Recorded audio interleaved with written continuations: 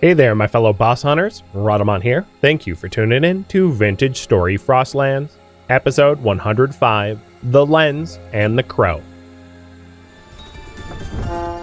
What the? Somehow I didn't take fall damage. I'm all about that. Game was like, yeah, you got popped a little far. We'll have mercy. So thank you, game, for having mercy on my soul. And I'm going to take the elevator of shame up to the top again.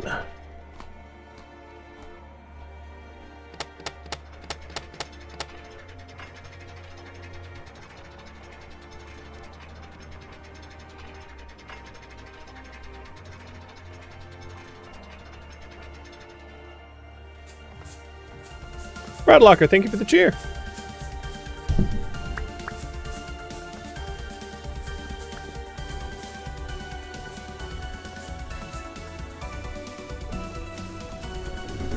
Oh, I thought that was good.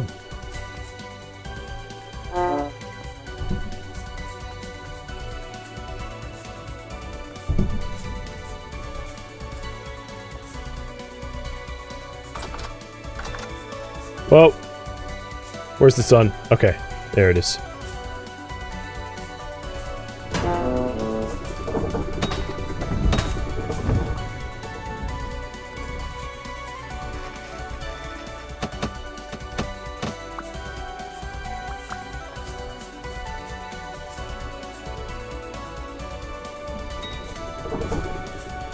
Alright, at this point, I am out of jabs, so we'll start using arrows. And I put my shield away so I can actually see my bow.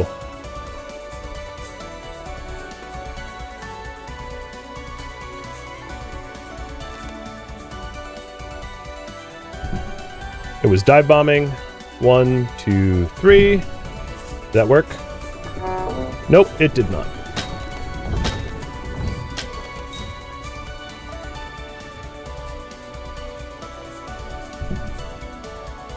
Time for another heal.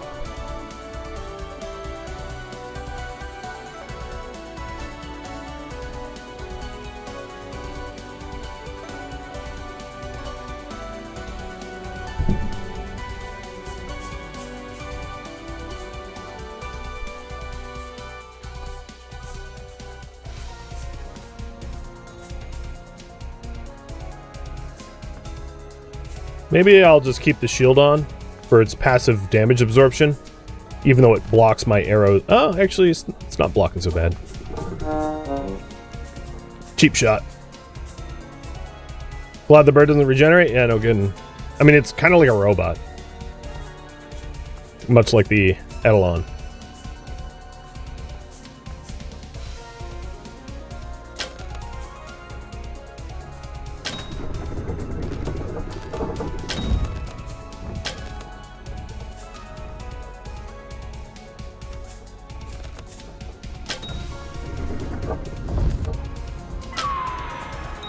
Ooh, that was it. Unfortunately, its arrow volley completely went over the platform.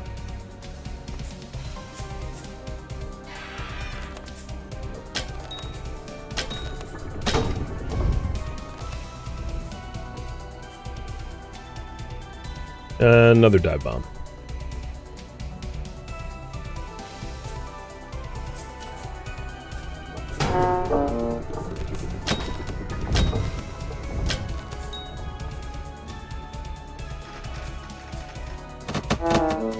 I had my shield up.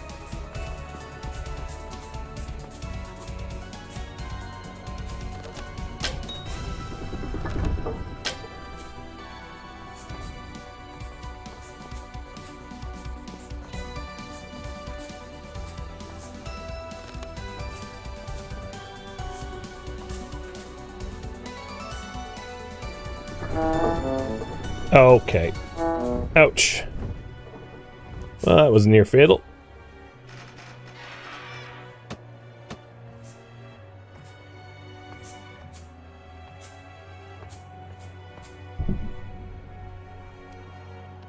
Woo-wee.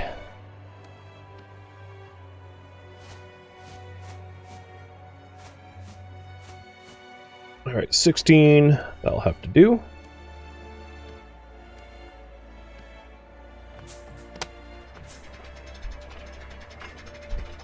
Does the sword do more damage? No. It's kind of impervious to your falks. Thrown javelins do more damage than swords, though. Significantly, in fact. So, sword meta doesn't work here. I wish. And the other problem with the swords is its range is so atrocious. I'll show you. I'll try to show you once how ineffective the sword is. So, I traded hits with it, but yeah, it's not effective, even for the dive bomb swoops.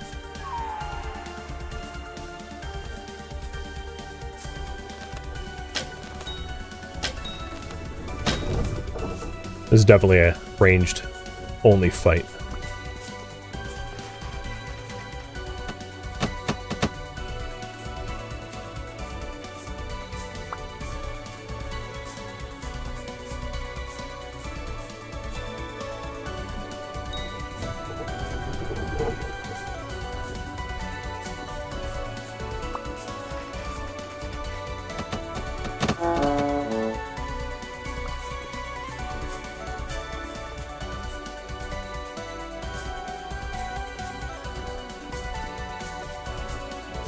Alright, where is it?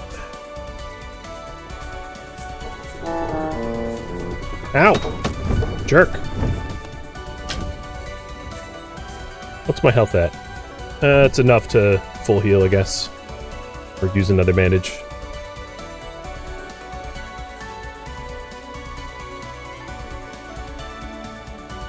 I'm trying to stay close to full health so that I can survive being bopped off the tower. Because if your health is too low, you're just going to die of fall damage. This fight also would be a far more reasonable multiplayer when the bird is swooping one enemy or one player and the other players could gang up on it.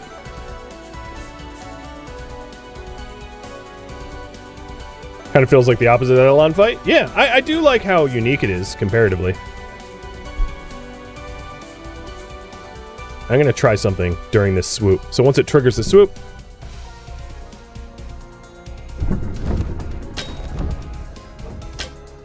If I timed it a little bit better, that would work.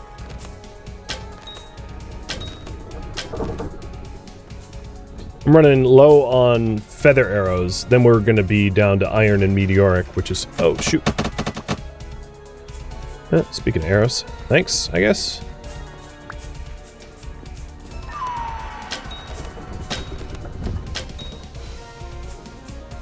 It's down to, what, maybe 2/3?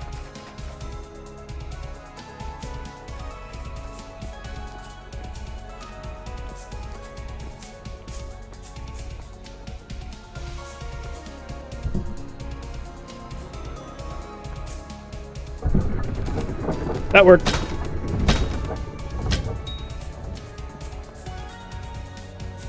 So right as it's hitting its apex of its swoop dive, I can time shift out, time shift back, and gank it. Can you stop missing me so much? I need you to actually hit me with that stuff.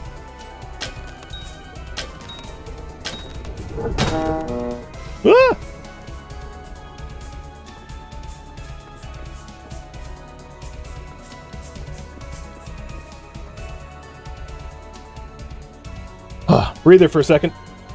Stretching out. Oh, man.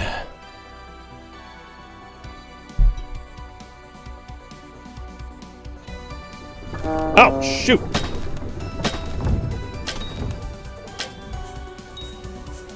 Not realize that's what it was doing. Woo! What's up? Oh. So, you don't kill it, you wound it, till it gives up the lens. Yeah! Eat it! Alright. Question for you all. as I'm elevatoring down. Should I cheat a little and turn the sailboat into a motorboat? What do you guys think? Yay or nay? So the next step of this mission is to go to Tobias's cave, which is at 41,000 east, and I'm at 26,000 east. So, do you want me to spend the next, entire remainder of the stream slowly sailing to Tobias's cave? Or do you want me to go the fast way and essentially motorboat my way there? I'll leave it up to you. And I'm going to try to reset my binds. I forget what the 5, 6. Is this what it was like? What was on 4?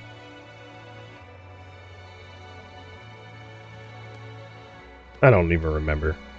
Alright, hold on. Let me consult the last stream. Because my muscle memory is going to hit the wrong keys. Alright, so it's Javelin. Oh, I'm missing a Javelin. So it's Javelin in 1, Falx, Shield, Mining Pick in 4, Knife, Shovel, Bandages in 10, 9 is Food, 8 is... Okay, so I just don't have a Javelin. I, threw them away.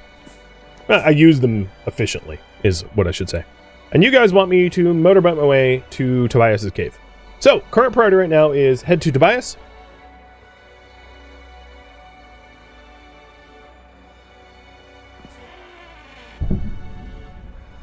And hi, Mr. Elk.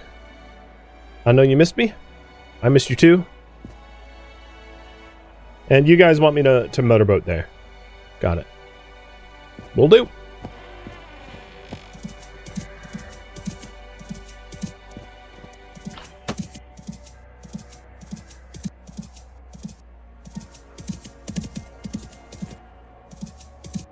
Yeah, there isn't a lot of loot in Devastation.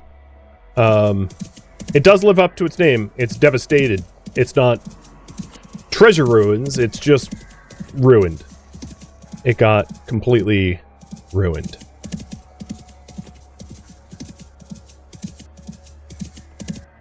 I'm not gonna bother running around catching javelins. They're not a big deal. Flint javelins do almost as much damage as tin bronze javelins. So the only reason I really had all the tin bronze javelins I had was for the Eidolon, because it's a really effective weapon to use against the Eidolon. So throwing them away, I'm like completely comfortable with, because I've got a bow, I've got arrows. In fact, maybe I'll just put the bow in one slot, so I have a ranged weapon in one. Might be good for hunting.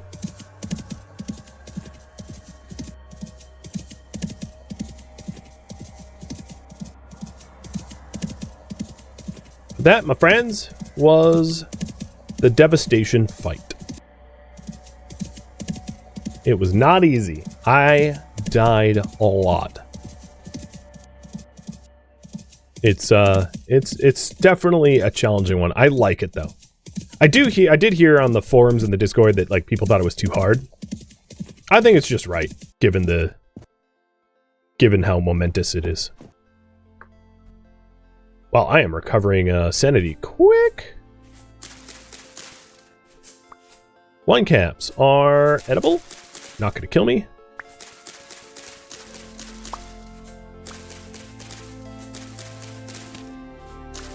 I know I'm not low on food yet, but like a lot of my food did rot, so when given the opportunity to grab something, let's do it. Is there an urn? This thing almost looks like a... I'm going down there. I was gonna say, this thing looks like a catacomb or tomb or something. Oh, there's a torch. Sconce holder. And that's creepy. Deformed human skulls, ruined knives, and rot. So this rot is probably people. The other red meat. Yeah, this definitely is a crypt. Creepy. I like it. Alright, continue on the trip. I should also be on the lookout for fruiting berry bushes. Now, it's a little bit colder here than the other zones I've been in, so I might not be able to find berry bushes exactly where I am. Also, now that I'm out of that boss fight, I need to lower the music. And yes, my music is playing at 2%. If I put it at 100%, you guys would be suing me for tinnitus.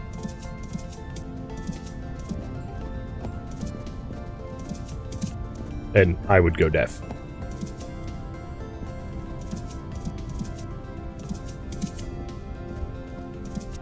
So if you're planning on taking on devastation for yourself, I hope you've gleaned some insight into the difficulty and complexity of the fight.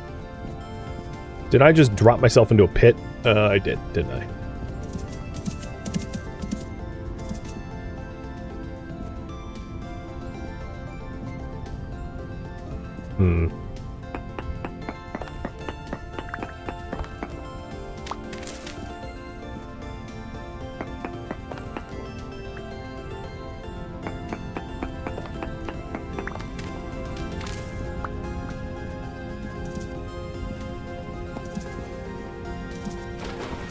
I feel like a real dwarf mining on Elkback.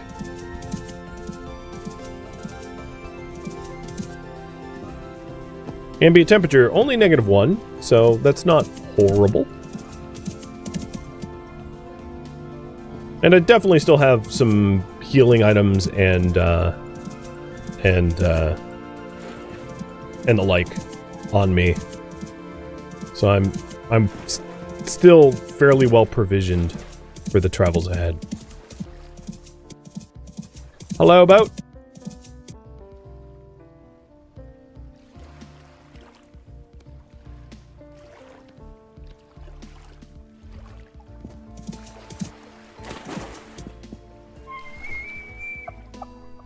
All right, Elky to the fence post, and now, come on, let me sit. It's time for motorboat. I figured that you guys would have voted for me to motorboat the boat. So the boat is motorboat now. I edited some game files, and the boat now is ×5 speed rather than ×1.2 speed. So I don't have to spend my entire life holding W endlessly. We can just say that this boat is powered by the lens that I'm holding or something. I don't know. But for your sanity and for mine, I have motorboated the boat. You're welcome. I do have the JSON file of the original for me to hot swap in if you guys didn't want me to motorboat the boat.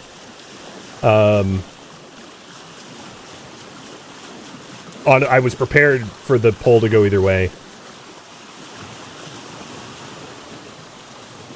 But since I'm well provisioned for this trip and this trip poses no threat to my life, I didn't think it was reasonable to take forever and a day to get to Tobias's cave.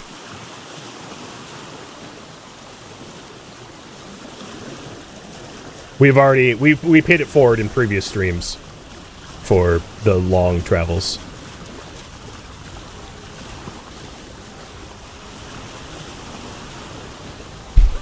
This is hilarious looking, though. Alright, so we need to get around this landmass.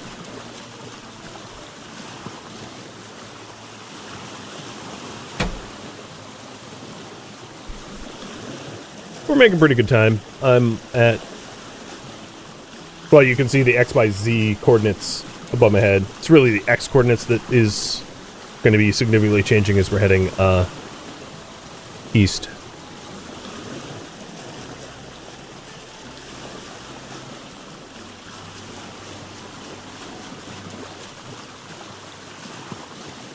Ah!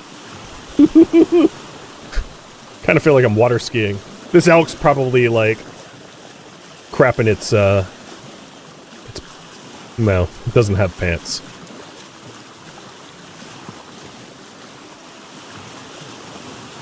So even with absurdly fast boat speed, the Tobias's Cave is still far. It's 41,000. But at least this way, we'll get there roughly a little over 4 times faster than we otherwise would have.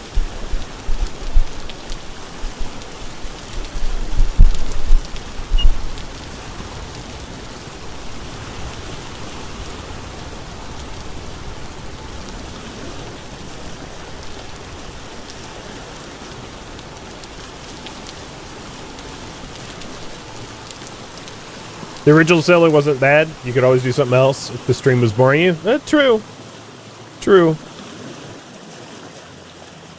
I don't mind it. I mean, in some way, it does help to show you the sort of like epic scope of the game, right? Playing up its procedural generation and massive distances between zones.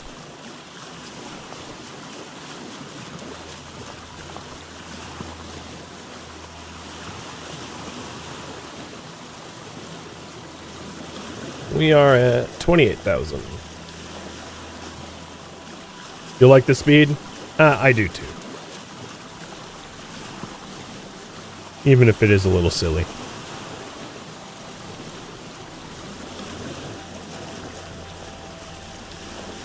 It'd be less obnoxious with friends.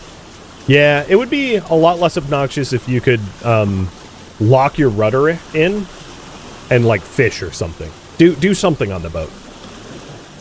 But as it stands now, or alternatively, one game that did it really well, and of course it's a game about sailing, which was Sea of Thieves. I liked how Sea of Thieves, there was an advantage to tacking and jiving, basically catching the wind. So if you're upwind, you would have to, you know, sort of serpentine. And then on top of that, there was angling your sails, and there was repairing the boat, and everything else. Even if you're not talking about combat, there was still lots to do. Sailing around a Sea of Thieves boat, plus you can play music with instruments and fish and, you know, cook and things like that. So that sailing long distance in Sea of Thieves didn't feel so laborious or boring. It's a game that I think did sailing well. But of course, a huge part of that game is about sailing, so of course it would have to do it well. It also helped to be able to walk around on the boat. True. So, Vintage Story has a long way to come, and maybe they never introduced those mechanics. I don't know. What I do think, though, from my opinion, is the distance between story objects shouldn't be so vast. Just so that you don't have to spend such a ridiculous amount of in real life hours trying to get to them. Because like I'm moving it, normally the boat moves 20% faster, and this is 500% faster, and even then, like, it's gonna be a minute before I get to Tobias's Cave because it's so far away. Now there is a chance, of course, that your own map generation will have Tobias's Cave closer. But in my experience, having done Tobias's Cave a few times and done all the like the Lazaret and Devastation, the distances between story destinations for this series is roughly average, having done it a few times. Isn't there a world gen setting relative distance to story destinations? Maybe there is. And if there is, I take a lot of my critiques back, and I should have preemptively changed that. I might have overlooked that setting. But yeah, if there is such a thing, definitely smaller is better. I think a game that got it roughly right would be Valheim. Valheim did have a lot of like long-ish distance travel, but once you arrived, you could set up portal networks to be able to get home, so that you only had to travel somewhere long distance once, unless you were moving heavy materials. And then the time traveling was minutes, not hours. Whereas if I wanted to go from Tobias's Cave at 41,000 back home at 0, we're talking hours of travel at normal game speed.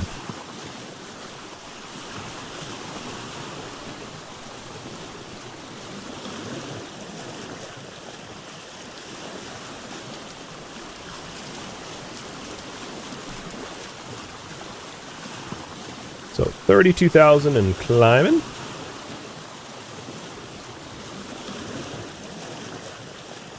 It is 1 degree Celsius.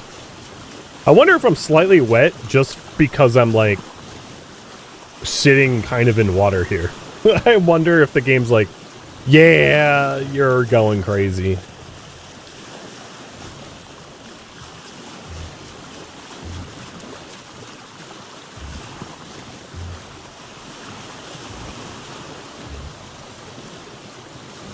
Oh, that's definitely a trader.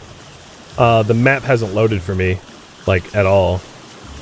There's absolutely a trade caravan there. I'm a little worried that I'm just gonna, like, smash it at Mach 1 into the shoreline, because I certainly would not see it in time. Oh, bye boat. I was gonna say, I would not see it in time before smashing. What I was trying to do is zoom out.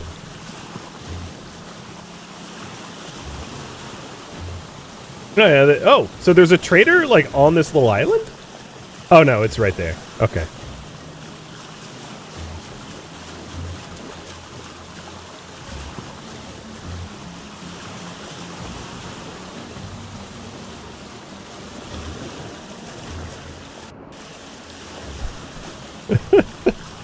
They see me rowing.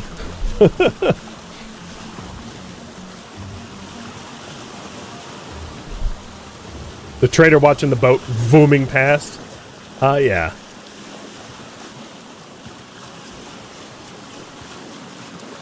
If you're wondering about buying the elk, as soon as you travel to the Residence Archive, where the treasure hunter trader tells you to go, you are allowed to buy an elk, provided that you have a saddle and a bit for it. You get a discount if you clear the archive and bring back a quest item, though. So normally it'd be 100 gears to buy the elk, and it's discounted to 50 gears if you bring an item that you pick up in the archive.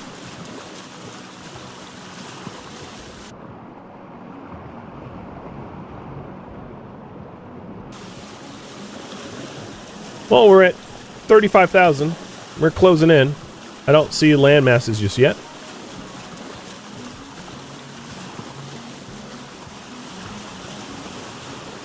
That's an interesting, like, little gravel island.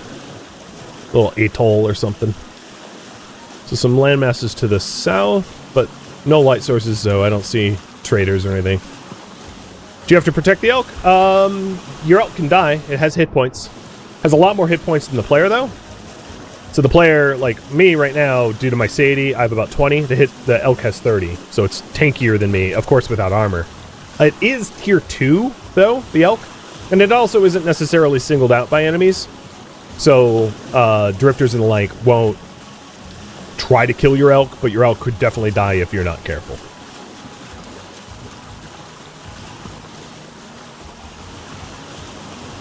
Okay, landmass. I'm going to try going north of the island. There is a trader right here in the middle of the island. Oh, no. You can go the other way.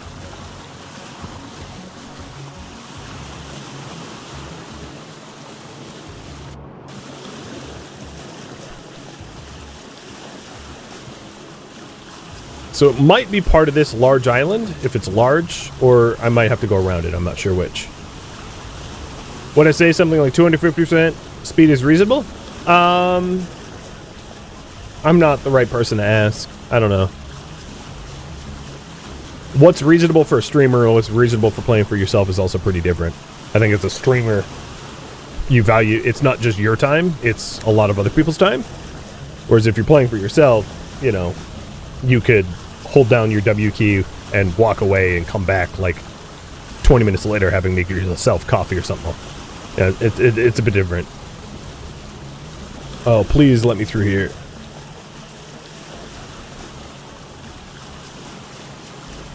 That's a deep lake right there. Bay or whatever it is.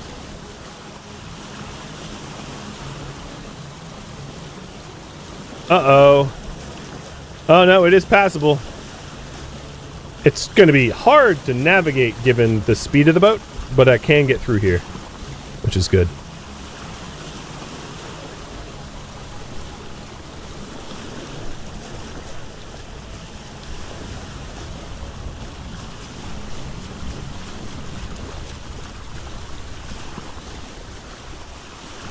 The tricky thing is maybe I'll try to follow the coast.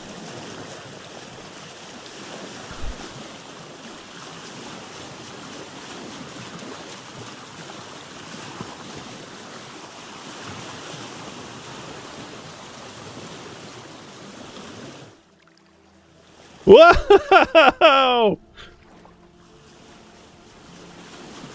I'm a Beyblade!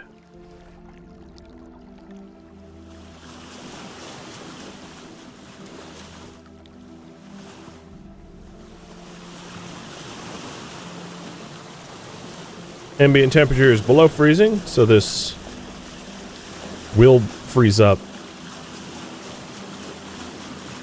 Alright, we're through. Oh, I could have gone around. But that would have been a longer detour than I'd want to take. I also see a light source straight ahead. Probably a trader. I'm too far away from Tobias to be able to see Tobias' cave or anything like that. Plus, it's called Tobias' cave, so one might assume that there wouldn't be a light source visible from the,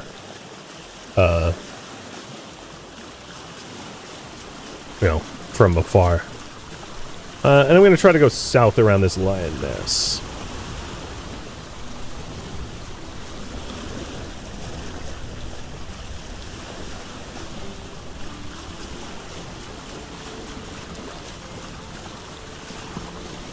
Getting pretty close. We're at 39,000.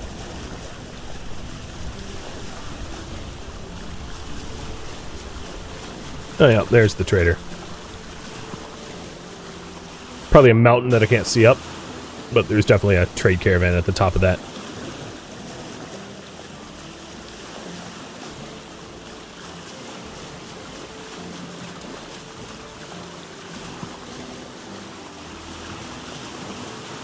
Hopefully the map loads so I can see the best place to anchor. Oh, we have like bauxite sand, I think. Might be claystone. Kinda looks like bauxite though. What I might do is park my boat here and wait for the map to load so I can figure out the best way forward.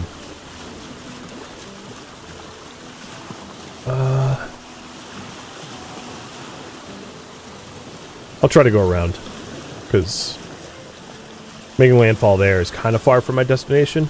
I might be able to get closer. Yeah, I'll be able to get closer up this way. Fantabulous! Whoa, that is a steep little peak there. The topographical relief.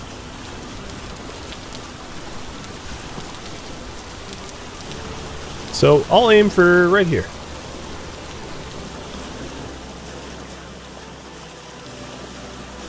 There is X marks the spot. And there's also a trader here. Cool.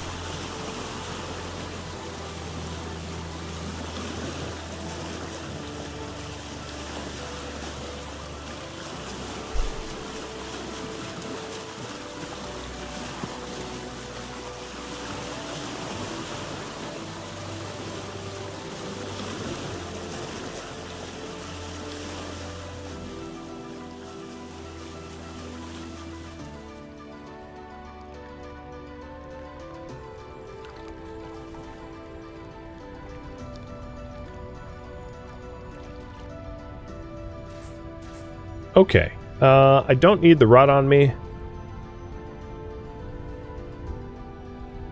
Empty crock. I have no idea why I have random granite.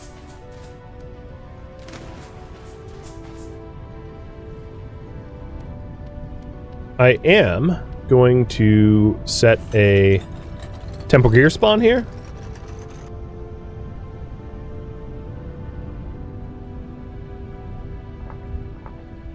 And put a boat marker.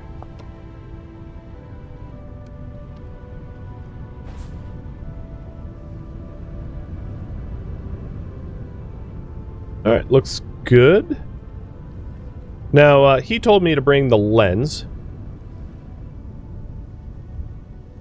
Oops, whoa, jeez. So I got the lens on me. Oh, it's gonna be like that, huh? Untether. Or I'll just whistle. Donkey?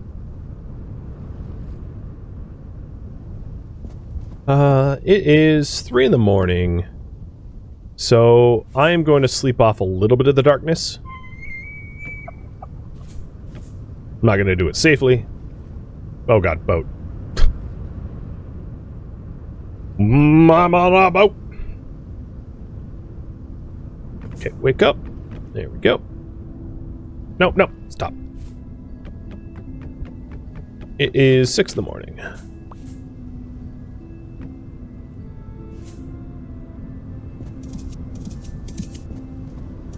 Ooh, we got like a thing of peat right here if I get hungry.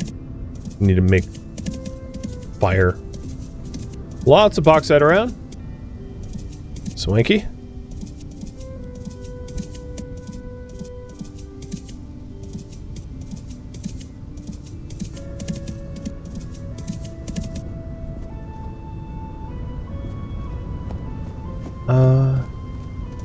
I will hit up what looks to be it might actually be a ruin on second investigation. I don't think it's actually a trader. I think it's looks a bit like ruins. The ambient temperature right now is -6, so yeah, it is ruins. So I'm probably not going to find any berry bushes given how cold it is. An old temple. And this here is the mountain with the hermit in it.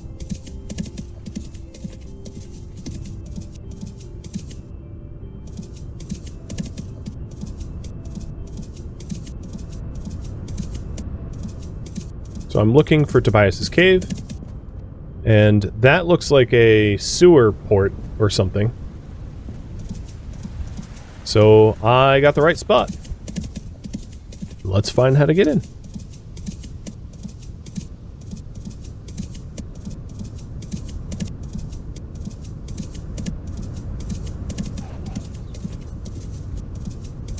Good luck chasing me, wolf. I don't think it's gonna work out for you.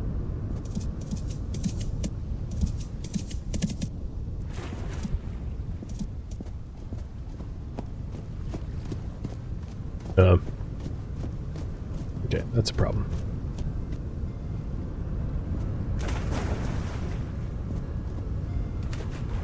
Alright, here, bud. You stay here.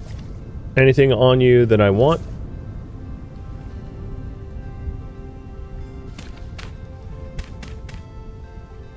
There. If you don't want to have to tread water, you're welcome. Just don't suffocate me inside the mountain.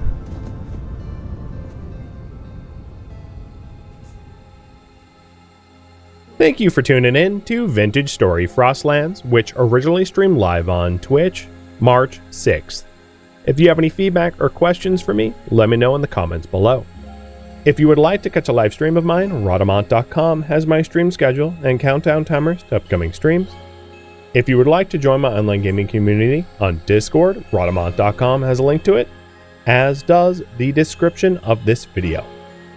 Thank you so very much for watching, and a special thank you to my Twitch subscribers, Patreon patrons, and viewers like you that support the channel and made it all the way to the credits. Thank you so very much. I hope to catch you next episode or an upcoming stream. Farewell, my fellow Seraphs.